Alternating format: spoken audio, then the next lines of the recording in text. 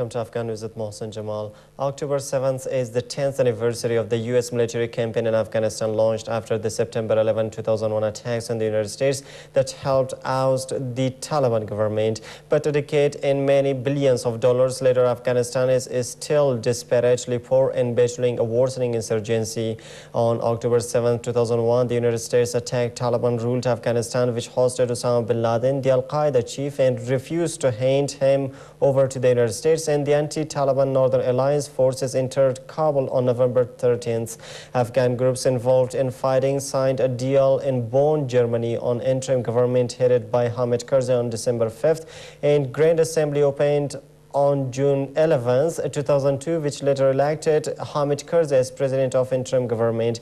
Karzai declared winner in the first ever presidential elections on October 9, 2004, and was sworn in on December 7th that year. President Karzai ran in the second presidential election on August 20th, 2009, and was announced winner by the Independent Election Commission as his rival Dr. Abdullah quit the November 7th runoff, saying the IEC and government have not met his demands.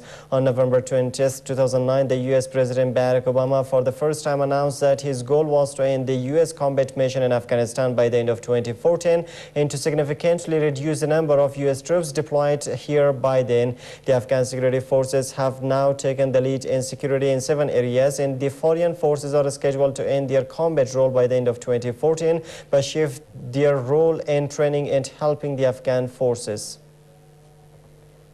Hundreds of Afghans marched through Kabul on Thursday, the eve of the 10th anniversary of the U.S. military campaign in Afghanistan, to condemn the United States as occupiers and demand the immediate withdrawal of all foreign troops. About 300 men and women gathered early in the morning with placards and banners accusing the United States of massacring civilians while denouncing President Hamid Karzai as a puppet subservient to Washington. The rally lasted around 3 hours and ended peacefully.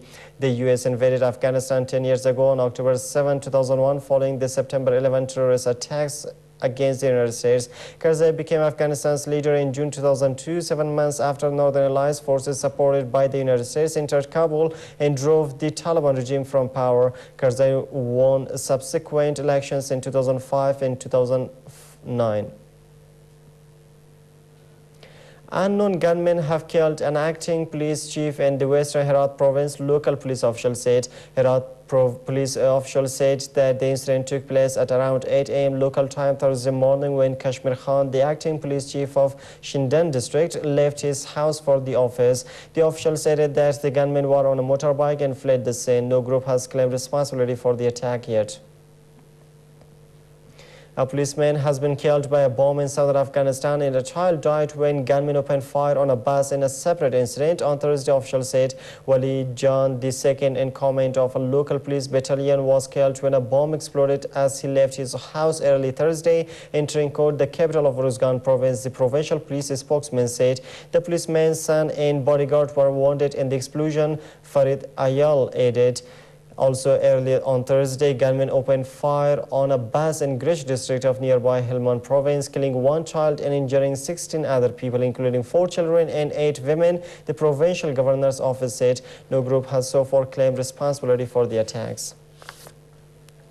NATO's chief says ongoing military operations in Afghanistan and Libya demonstrate that the alliance plays an indispensable role in dealing with current and future security challenges. At the opening of a meeting of NATO defense ministers on Wednesday, NATO Secretary General Anders Fogh Rasmussen said that in Libya, NATO has remarkably successful while they have saved countless lives and helped the Libyan people take their destiny into their own hands.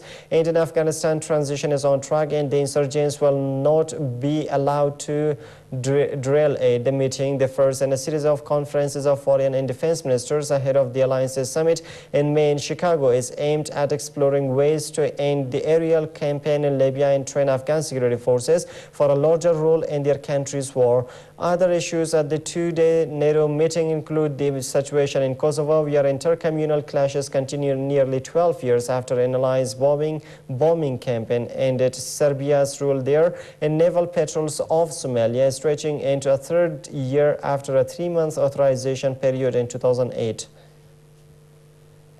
A diverse group of powerful unions has joined demonstrations in New York's financial district in the United States, lending some focused credibility in potentially hundreds of participants to a movement that began with a few university students. The Occupy Wall Street protest movement, which began 3 weeks ago in New York's financial hub, was joined on Wednesday by a dozen U.S. labor unions. Among those who joined the clamor were members of the Chinatown Tenants Union and the Transit Workers Union, the liberal group MoveOn.org, and community organizations such as the Working Families Party and United NY. Meanwhile, about 700 members of the Wall Street group were arrested and given disorderly conduct, someone says, for spilling into the roadway of the Brooklyn Bridge on Saturday despite warnings from police. Fighters belonging to Libya's ruling National Transitional Council have fought their way street by street into the center of toppled leader Muammar Gaddafi's birthplace, Sirte, after their commanders said the battle for the city was entering its final hours.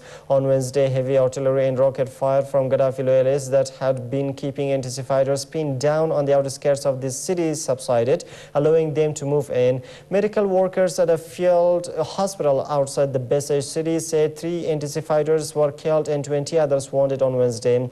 Civilians have been hard hit as they had been trapped by the fighting, with dwindling supplies of food and water and no proper medical facilities to treat the wounded. Meanwhile, international aid agencies have warned of a humanitarian catastrophe unfolding inside Sirte. Sarah Palin, the former U.S. state of Alaska governor, has said that she will not seek the Republican presidential nomination in 2012, ending months of doubt and leaving the Republican field largely settled.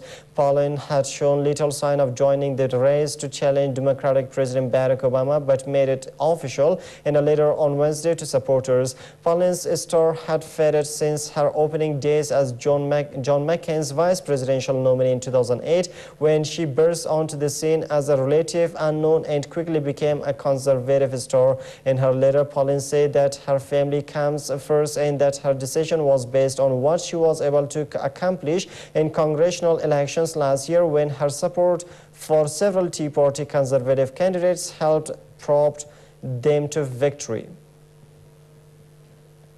And that Apple Incorporation co-founder and former CEO Steve Jobs, counted among the greatest American CEOs of his generation, has died at the age of 56 after a years-long and highly public battle with cancer and other health issues. Apple's board of directors said in a statement on Wednesday that they were deeply saddened to announce that Steve Jobs passed away.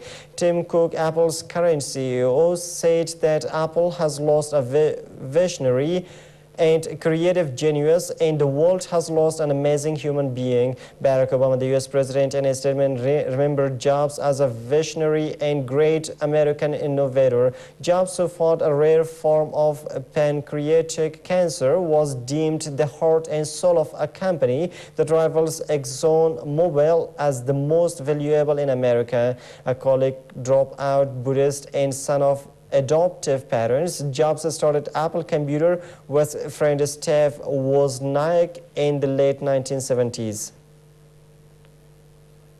And that's all for now. Thanks for staying with us.